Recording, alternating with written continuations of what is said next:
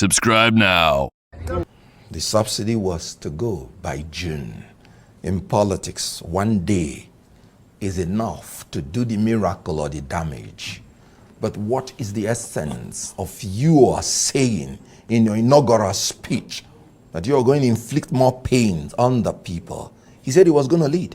Leadership is defined as the ability to influence people through inspiration, not intimidation or manipulation. That was a demonstration of arrogance of power, not humility of purpose. Now, when you are a leader, what is your purpose? Is it to inflict more pains on the people? No.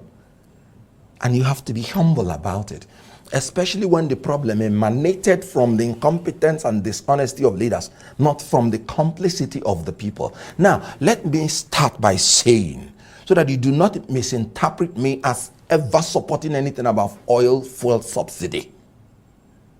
If there is anything that irritates me to my bones, is the issue of subsidy. I wouldn't have voted for anybody who said he was going to maintain oil subsidy. And I'm very serious about that.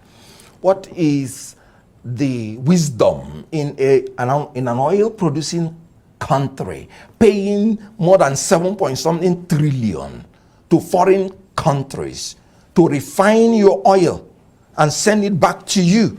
You paying their shipping line, you building their refineries abroad, when you have your 4 refineries already built. So you support his move then? No, listen to me. Right.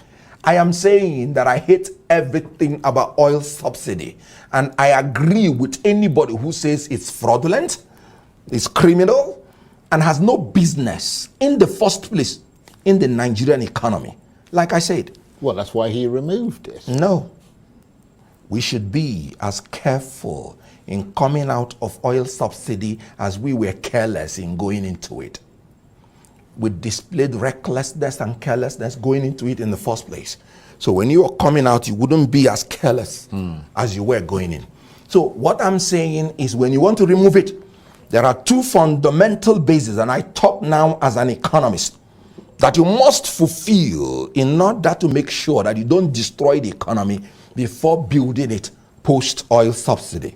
And the 2 basic econometrics that you must achieve: you must saturate the system with fuel, and you must ensure there is no monopoly. When you saturate the system with fuel, elementary economics will teach you that when supply is excess, it maintains a cap on the price. However, no matter how supply is entrenched, if there is monopoly, the monopoly, through Shylock mentality of making profit, can still manipulate the supply in order to make sure that the price gets haywire. I give you an example with OPEC. OPEC can throw its weight around. Even when the supply is there and they don't like the price, they simply cut the supply and the price will jack up. That is what is happening in Nigeria. You should factor it in. Some people have been feeding big on that general corrupt tendency of oil subsidy manipulation to fill in their pocket. So when you want to deal with such things, you have to be careful coming out. You don't need to pronounce it. Like I said, why I said it's a demonstration of arrogance of power. It's just, you just want to tell people that as president, my word is law, nothing else. Because the other regime has given you a leeway. What he said is unlawful. He said oil subsidy is gone. No. What he said is not true. He said there was no appropriation for what he knew in the budget for oil subsidy. No, there was. And it ought to end by June. If you end it today, that means the June allocation for oil subsidy will be dyed by some elements of criminal tendencies, because they would have jacked up the price before exhausting the subsidy, which is already a matter of law, which is already in the Appropriation Act. So there was everything wrong with that pronouncement.